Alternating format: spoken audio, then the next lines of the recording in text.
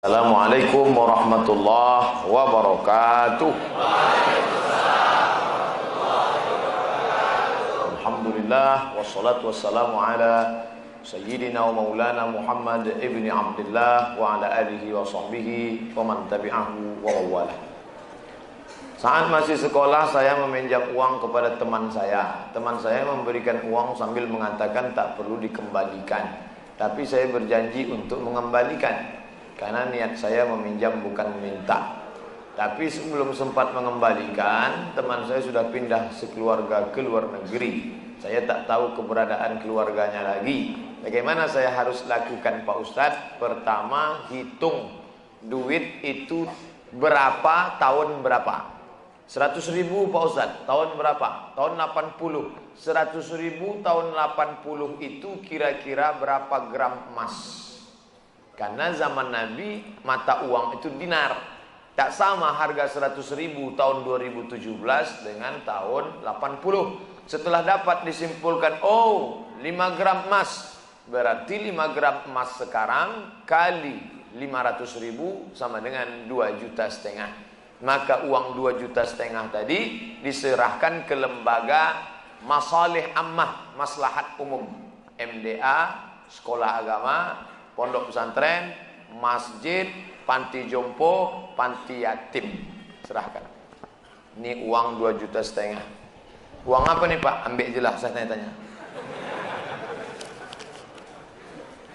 Apa hukumnya minjam duit kepada toke untuk berangkat umroh, membayar hutang dengan toke dengan cara menjual kelapa kepada toke dengan harga lebih murah dibanding kita tidak berhutang kepadanya dan membayarnya secara berangsur? Masalah harga, innamal bai'u antaradin. Jual beli itu sama-sama ridha. Aku ambil barangmu, aku kasih duitku. Sah, sah. Harga tergantung kesepakatan. Masalah minjam uang untuk berangkat umrah, haji, kurban, boleh apa tidak? Kata Imam Ibnu Taimiyah dalam kitab Majmu' Fatawa, boleh berhutang kalau hutangnya jenis kedua. Jenis pertama, jenis kedua. Yurja daf'uhu, hutang yang ada di pembayarnya. Bisa. Gandum saya panen nanti bulan Muharram. Sekarang pinjam 2,5, 2,5 juta untuk kurban. Nanti kalau gandumku panen akan kubayar, boleh. Yang tak boleh itu pinjam Pak 2,5 juta untuk kurban. Pembayarnya apa? Kuserahkan sama Allah SWT. Itu tidak bisa. Jadi kalau model begini bisa. Apa pendapat dan nasihat Ustadz untuk umat Islam yang akan mengkonsumsi obat-obatan sedangkan hasil rilis Menkes RI obat yang beredar di Indonesia rata-rata bercampur dengan enzim babi, bahkan tak ada label halal dari MUI. Cari obat yang halal, bukan morfin, bukan heroin, bukan babi, bukan khamar. Karena kita tak disuruh berobat dengan yang haram. Herbal. Tak ada Pak Ustadz, sudah kami cari tak ada. Pilihannya cuma dua. Kalau tidak mati babi, maka kita tak boleh pilih mati. Pilih babi. Dua mudarat.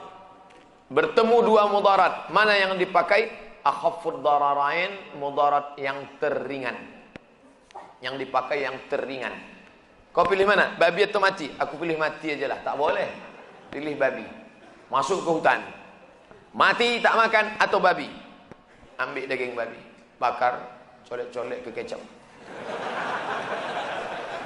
Sementara dapat pisang.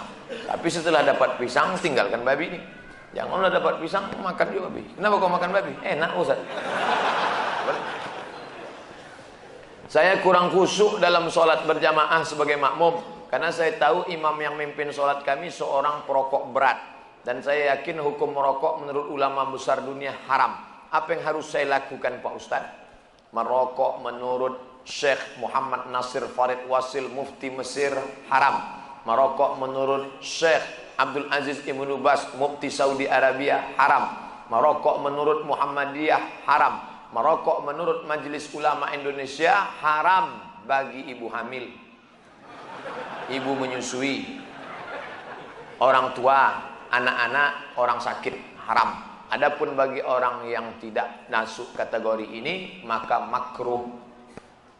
Ustaz condong kemana? Saya tak merokok, saya condong kepada haram. Nah, jadi kalau bapak ini berkeyakinan rokok itu haram, maka dia tak mau berimam kepada imam, dia anggap imam itu fasik. Apa hukumnya berimam kepada imam yang fasik? Mazhab Maliki, mazhab Syafi'i, mazhab Hambali boleh berimam kepada fasik. Yang tak membolehkan berimam kepada fasik mazhab Hambali. Begitu dalam kitab Al-Fiqhul Islami wa Adillatuh. Ustaz pribadi, andai ada imam itu perokok, apakah Ustaz tetap sholat di belakangnya? Saya sholat aja di belakangnya. Masalah sholat saya sah, saya dapat pahala jamaah. Masalah dosa dia merokok, itu urusan dia. Tak nyaman saya Pak Ustaz. Asal saya angkat takbiratul ihram, nampak saya dia menghembus. Cari masjid lain. Banyak masjid berserak-serak di Batam ni. Bukan tak ada masjid lain. Kan macam zaman dulu, sekampung satu masjid. Masjid sana, masjid sana. Ustaz, bagaimana cara menghadapi istri yang baper? Apa baper? Hah? Bawa perasaan? Awak orang zaman dulu, jadi cuma sikit-sikit tersinggung, terus nangis. Apalagi saya ini orangnya agak cuek. Mohon bimbingannya Pak Ustaz. Perempuan itu makhluk yang lemah, walaupun dia kuat. Oleh sebab itu Nabi SAW berpesan, khairukum khairukum li ahli. Siapa yang paling baik di antara kalian ini, yang paling baik kepada istrinya. Maka lemah lembut. Dia tak ingin kau belikan gelang emas yang besar. Dia tak ingin kau bawa liburan ke Bali. Dia hanya ingin kau usap kepalanya. Dia ingin hanya kau ucapkan. Dia tak ditangkapnya kata-kata, kalimatnya, substansinya. Yang ditangkapnya adalah ucapan yang keluar dari mulutmu. Maka Nabi tak pernah memanggil nama Aisyah. Apa kata Nabi? Ya Humaira, wahai engkau yang putih kemerahan kalau kena cahaya matahari. Kenapa tak dipanggilnya nama? Ya Aisyah, biasa. Tapi kalau dipanggil Ya Humaira, wahai engkau yang cantik putih kemerah-merahan. Pak Ustaz, boleh saya panggil bini saya Ya Humaira? Boleh. Tapi dia tak putih Pak Ustaz. Apa-apa. Apa-apa. Menyenangkan hati orang, apa pula salah? Jangan terlalu jujur. Bini tak panggilnya Ya Hajar Aswad. Ngamuklah orang. Istri saya mu'alaf. Dia kepingin sekali pakai hijab, tapi ibunya tak senang. Gimana Pak Ustaz? Sementara surga di bawah tapak kaki ibu. Ibu yang mana? Ibu yang taat kepada Allah, ibu yang taat kepada Rasul. Tapi kalau dia tidak taat pada Allah dan Rasul, la ta'ata li makhluqin, tidak ada ketaatan kepada makhluk kalau menyebabkan maksiat kepada Khalik. Kalau kau masuk Islam, aku tidak akan makan, kata emaknya, mengancam sahabat Nabi. Kalau kau masuk Islam, aku tak akan makan. Hari pertama dia tak makan, hari kedua dia tak makan, hari ketiga badannya lemas.